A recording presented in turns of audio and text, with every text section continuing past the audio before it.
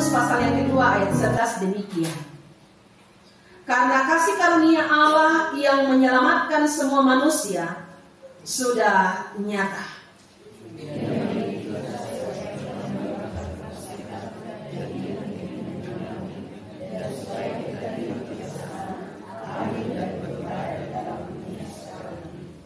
Dengan menantikan kegenapan pengharapan kita yang penuh bahagia dan penyataan kemuliaan Allah yang maha besar dan juru selamat kita Yesus Kristus.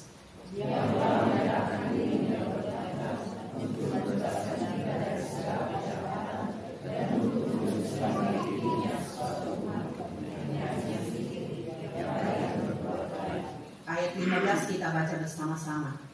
Beritakanlah semuanya itu, nasihatilah dan yakinkanlah orang dengan segala kewibawaanmu. Janganlah ada orang yang menganggap engkau rendah. Sedemikian jauh kebenaran firman Tuhan untuk bersama-sama kita mau renungkan saat ini. Bapak Ibu jemaat yang dikasihi oleh Tuhan, dari 5 ayat bagian firman Tuhan di surat Titus ini, kita akan merenungkan firman Tuhan dalam satu topik perenungan yang sangat sederhana, yaitu refleksi diri terhadap kasih karunia Allah. Refleksi diri terhadap kasih karunia Allah. Karena kasih karunia Allah yang menyelamatkan semua manusia sudah nyata dalam ayat yang ke-11. Bapak Ibu jemaat yang dikasihi oleh Tuhan, kalau kita berbicara tentang refleksi, menurut Kamus Bahasa Indonesia itu berarti bergerak mundur untuk merenungkan kembali tentang apa yang sudah terjadi dan yang akan kita lakukan. Refleksi adalah bagian dari sebuah proses introspeksi diri yang dilakukan untuk melihat kembali dan merenungkan berbagai hal yang terjadi dalam kehidupan kita. Ya. Jadi kalau hari ini kita berada di hari yang ke-12 di tahun 25 ini, tahun 2025, kita akan kembali untuk merefleksi diri kita, merenungkan kembali, melihat apa yang sudah kita lakukan dalam tahun 2024 yang menjadi sebuah pengalaman. Saya yakin dan percaya bahwa dalam tahun 2024 ada banyak hal yang terjadi dalam kehidupan kita yang menjadi pengalaman-pengalaman yang sangat berharga. Dan kita harus melihat kepada diri kita. Sekalipun mungkin itu adalah sebuah kegagalan. Bapak Pendeta katakan hari Minggu yang lalu dalam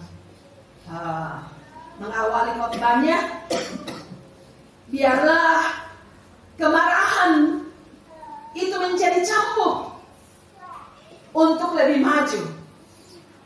Jadi kalau kita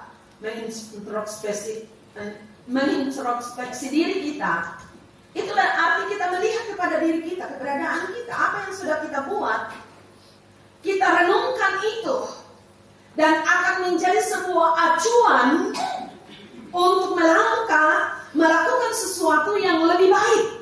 Tidak ada seorang pun di dalam kehidupannya yang melihat kepada dirinya, merefleksi dirinya, dan dia tidak mau melakukan sesuatu yang lebih baik lagi. Orang yang melakukan refleksi diri akan membuat dia untuk menjalani kehidupan yang lebih baik, terlebih dalam kehidupan secara rohani. Nah, Bapak Ibu jemaat yang dikasihi dalam Tuhan, baru saja kita meninggalkan bulan Desember. dalam bulan Desember sebagai tema kita masih ada terpampang di depan. Marilah kita sekarang pergi ke Bethlehem. Bagaimana Bapak Ibu jemaat yang dikasihi oleh Tuhan? Kita semua sudah pulang dari Bethlehem. Seperti yang saya katakan dalam khotbah saya di Natal jemaat, barangkali kita akan katakan, enaliwamkan jika kami demamkan kami Toraja Utari Bendeta. Sahabat tenagan nak doi, tena bisa. Tapi apa yang kita bisa renungkan di Bethlehem? Sekali lagi, saya akan membawa kita bersama-sama bahwa di Bethlehem Yesus dilahirkan. Di Bethlehem kasih karunia Allah nyata kepada umat manusia. Di Bethlehem keselamatan itu terjadi bagi umat manusia. Bukan hanya roti yang menjadi kebutuhan secara jasmani, tetapi roti kehidupan secara rohani kita alami di dalam kehidupan kita. Dan akan membuat kita untuk menjadikan kehidupan ini menjadi sebuah kehidupan yang dapat dinikmati oleh orang banyak.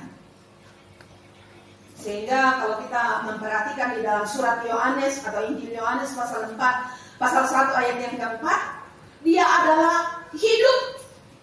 Semua orang membutuhkan kehidupan.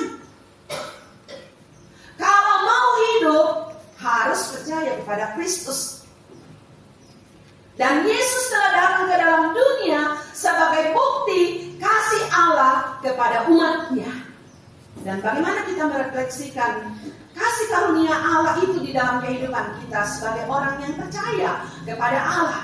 Bapak Ibu jemaat yang kekasih di dalam Tuhan, sedikit kita akan melihat latar belakang surat Titus ini. Latar belakang surat Titus ini ditulis oleh Paulus dan diberikan kepada Titus anak rohaninya untuk diberikan kepada jemaat yang ada di Kreta. Bapak Ibu jemaat yang kekasih di dalam Tuhan, jemaat yang ada di Kreta adalah jemaat yang sudah percaya kepada Kristus.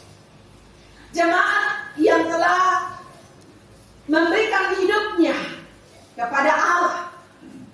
Tetapi ada perbuatan-perbuatan yang terjadi dalam kehidupannya yang membuat Rasul Paulus tergerak untuk menyampaikan kepada Titus supaya Titus menasihati mereka dan memberikan ketegasan kepada mereka untuk dapat memperlihatkan kehidupan yang benar,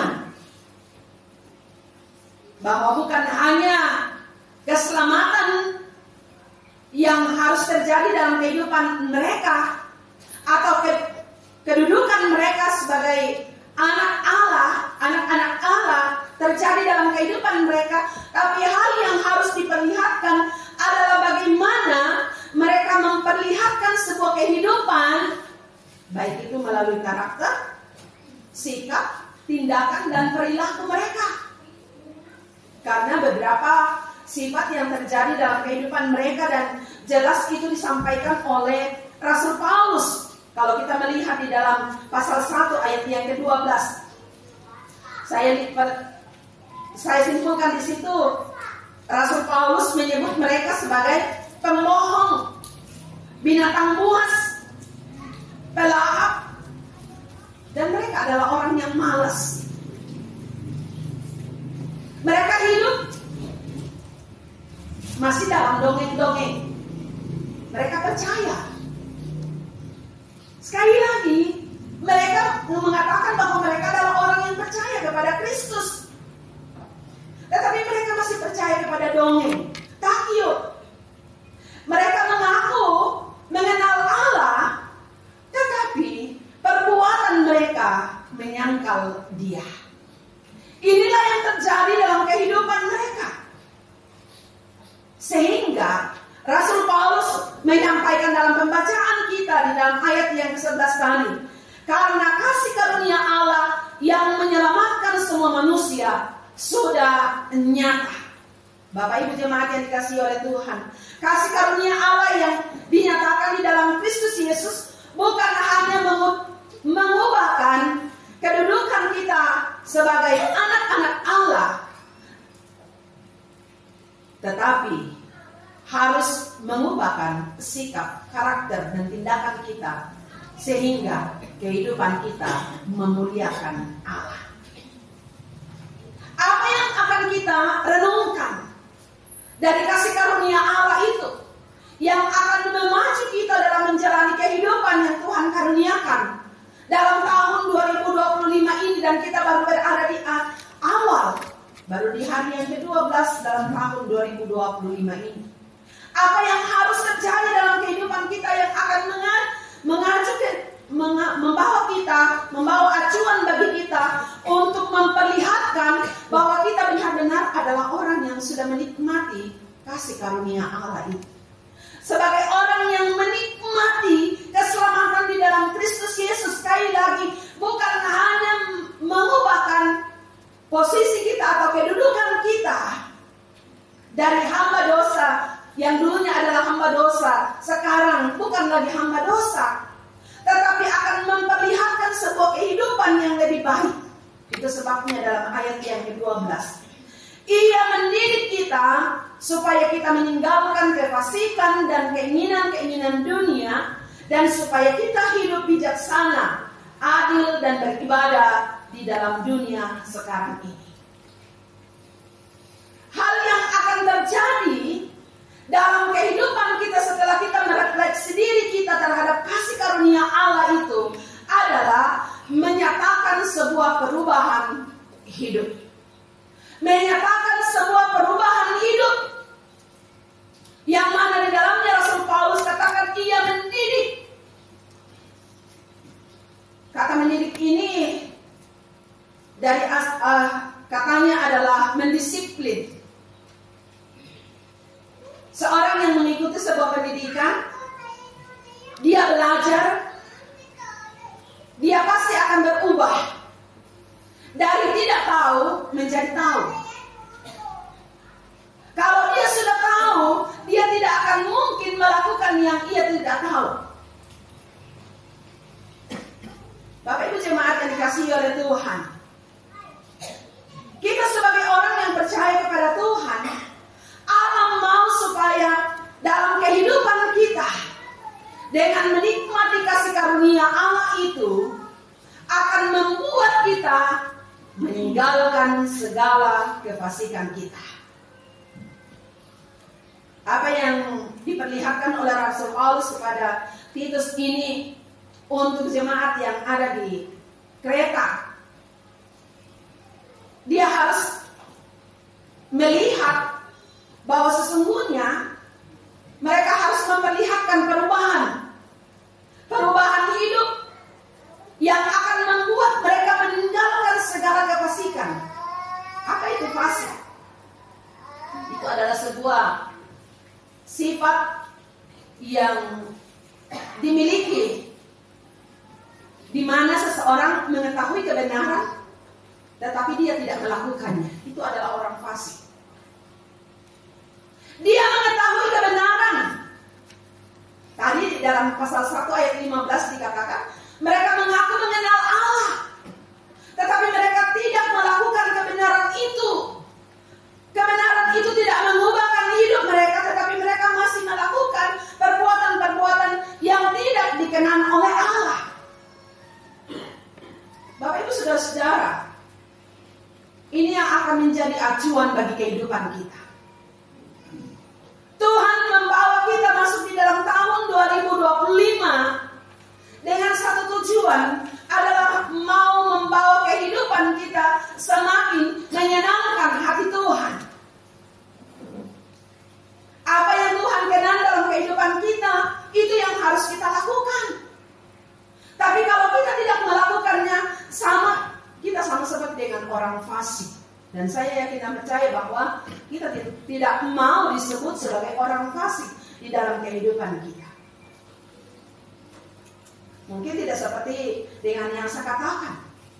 Ada beberapa penafsir yang katakan Kefasikan sama seperti dengan orang yang sombong, orang yang angkuh, orang yang ingin menang sendiri, orang yang suka mencela, orang yang suka mengolok, membandingkan dirinya lebih baik dari orang lain.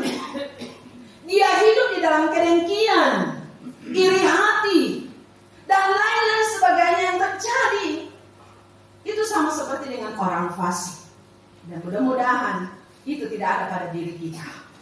Tapi kita benar-benar membawa hidup kita, hidup di dalam kasih karunia Allah yang sudah kita nikmati sebagai seorang yang percaya kepada Kristus. Selain meninggalkan, mengubahkan kehidupan kita, perubahan terjadi dalam kehidupan kita. Di situ dikatakan juga dalam ayat yang ke-12, supaya kita hidup bijaksana. Selain tidak seperti dengan orang fasik, kita harus hidup bijaksana.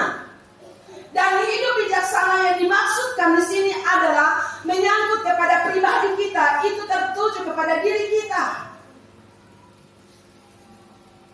bukan kepada orang lain. Tapi bagaimana kita hidup bijaksana menata kehidupan ini sehingga menjadi sebuah kehidupan yang baik, bukan hanya untuk diri kita, tetapi untuk kemuliaan Allah. Hidup bijaksana, adil. Kalau berbicara tentang adil, itu berarti dalam hubungan kita dengan sesama. Keadilan adalah sesuatu hal yang kita tuntut dalam kehidupan kita. Kita mau supaya orang berlaku adil. Tapi seringkali untuk kita sendiri kita tidak adil. Dan ini yang terjadi dalam jemaat yang ada di Kreta. Mereka hidup mementingkan diri sendiri. Hidup beribadah. Ini dalam hubungan kita dengan Tuhan. Perubahan akan terjadi baik untuk diri kita, untuk sesama, dan untuk Tuhan. Itu akan nyata di dalam hidup ini. Sebagai seorang yang sudah menikmati kasih karunia Allah yang telah menyelamatkan kita dari hukuman dosa itu. Kalau kita masih belum taat kepada Tuhan, belum setia kepada Tuhan, belum hidup beribadah kepada Allah, itu berarti kita masih dikuasai dengan keadaan yang ada di sekitar kita. Keinginan-keinginan daging kita masih menguasai kita. Karena itu Bapak Ibu jemaat yang dikasihi oleh Tuhan, mari di dalam kehidupan kita, sebagai seorang yang sudah menikmati kasih karunia Allah itu, dengan melihat apa yang Tuhan sudah buat dalam kehidupan kita, kita ini adalah orang yang patut untuk dihukum. Tetapi karena kasih karunia Allah sudah dinyatakan bagi kita, maka akan membuat perubahan terjadi dalam kehidupan kita.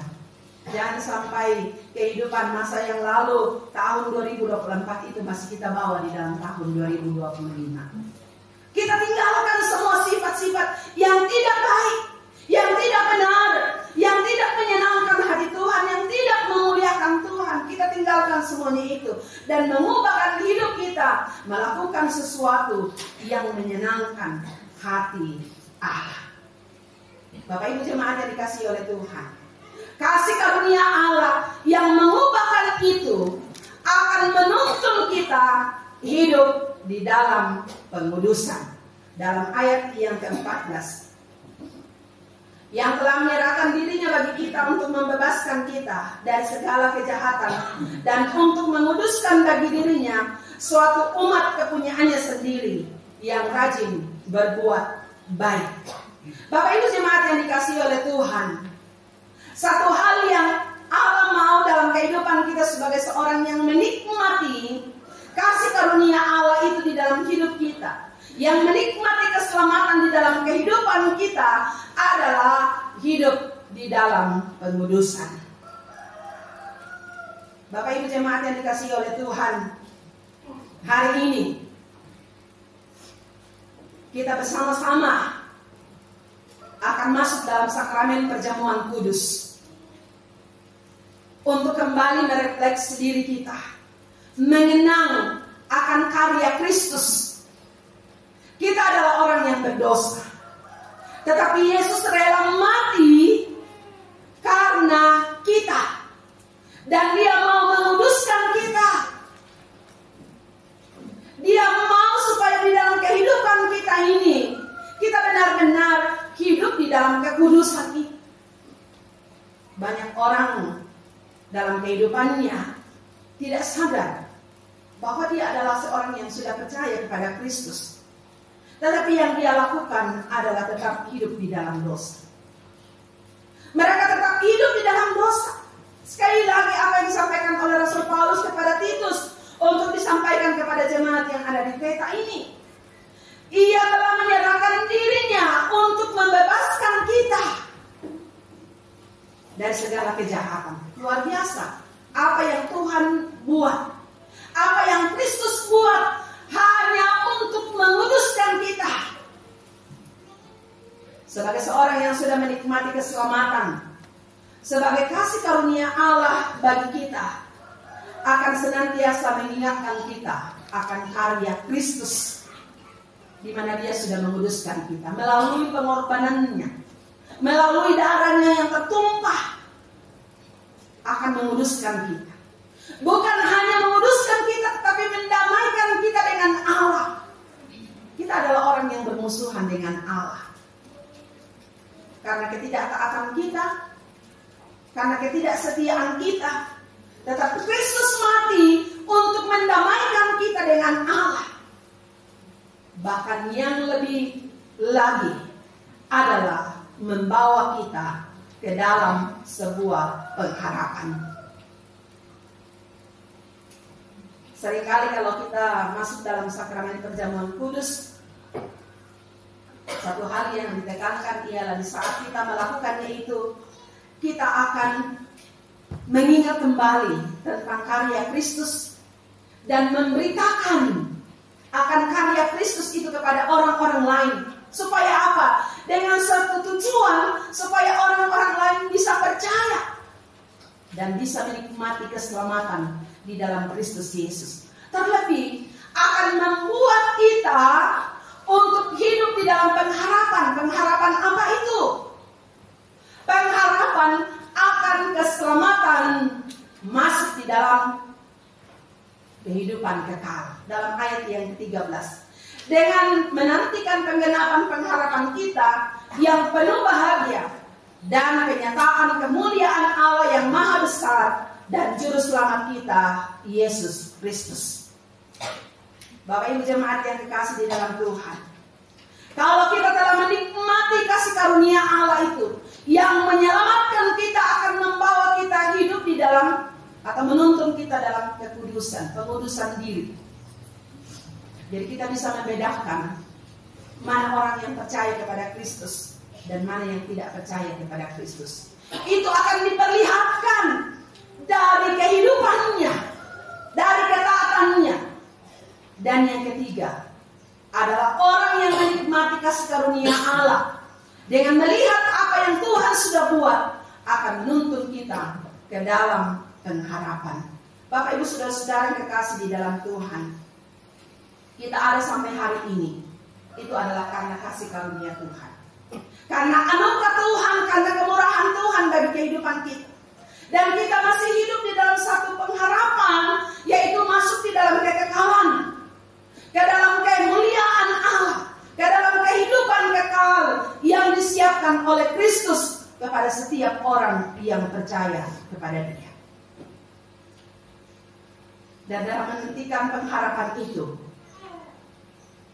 kita akan menghadapi banyak tantangan.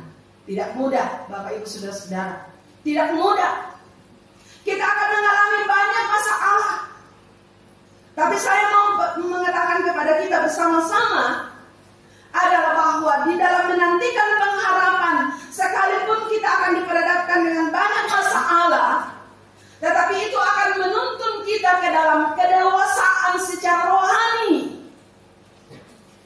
Akan menuntun kita sekali lagi, akan menuntun kita ke dalam kedewasaan secara rohani. Sehingga di saat kita diperhadapkan dengan masalah, tidak akan membuat kita kecewa. Mana kasus bangun orang ke rumah tua.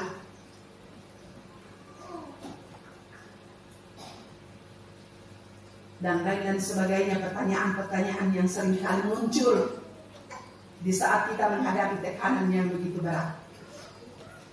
Mungkin Tuhan tidak senang dan lain sebagainya.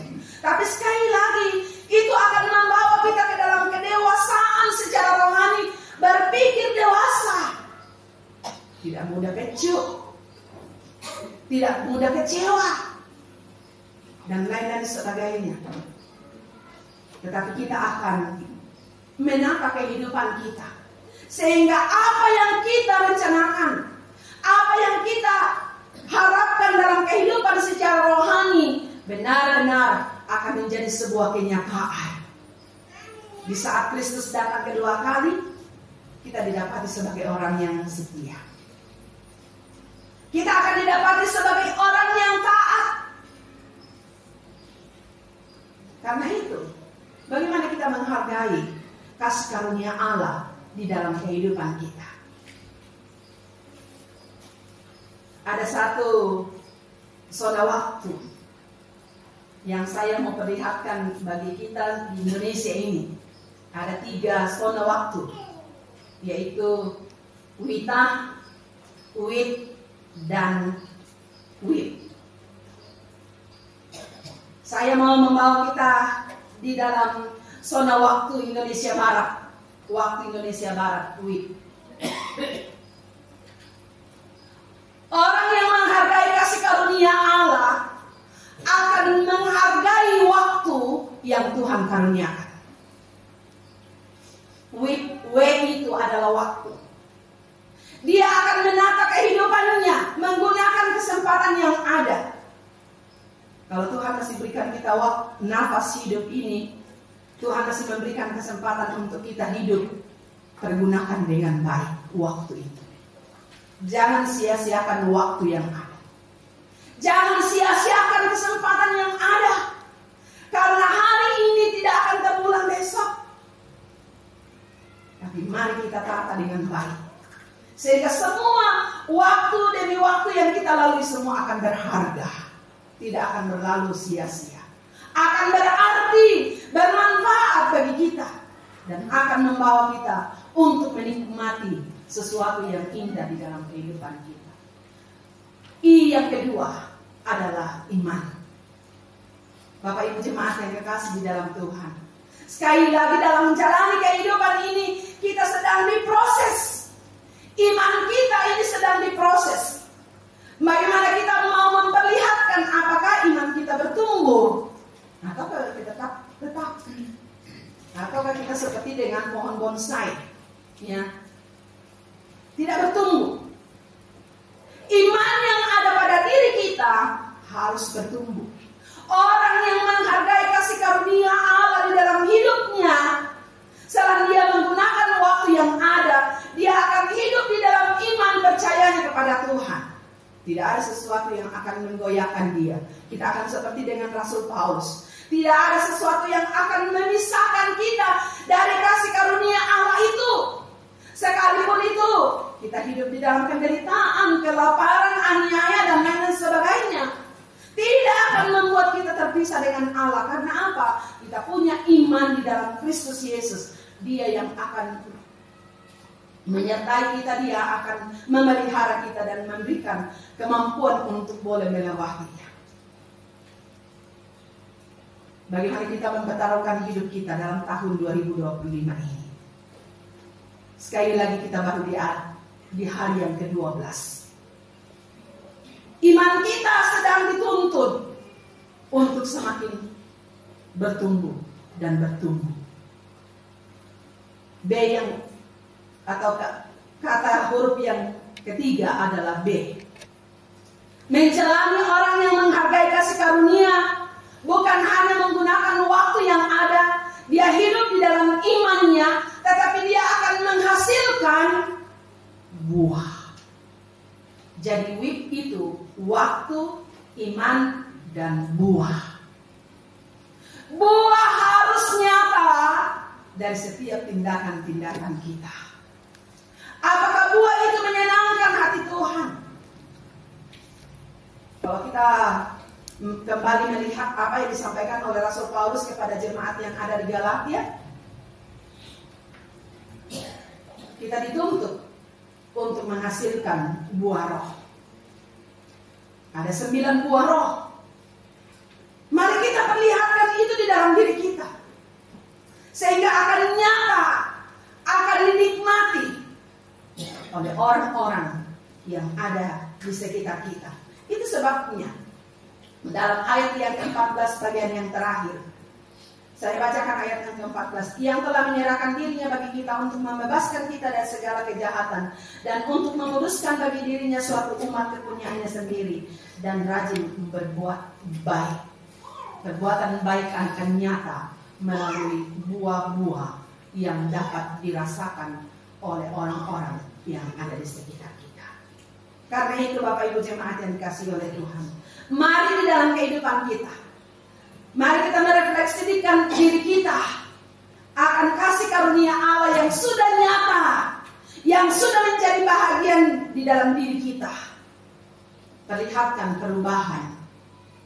Hiduplah di dalam kekudusan, dan tetaplah dalam pengharapan yang akan terus membawa kita untuk hidup mempermuliakan akan Tuhan. Tuhan memberkati kita dengan firman-Nya. Amin. Baik Bapak Ibu jemaat yang dikasihi oleh Tuhan, sebelum kita masuk dalam sakramen perjamuan kudus,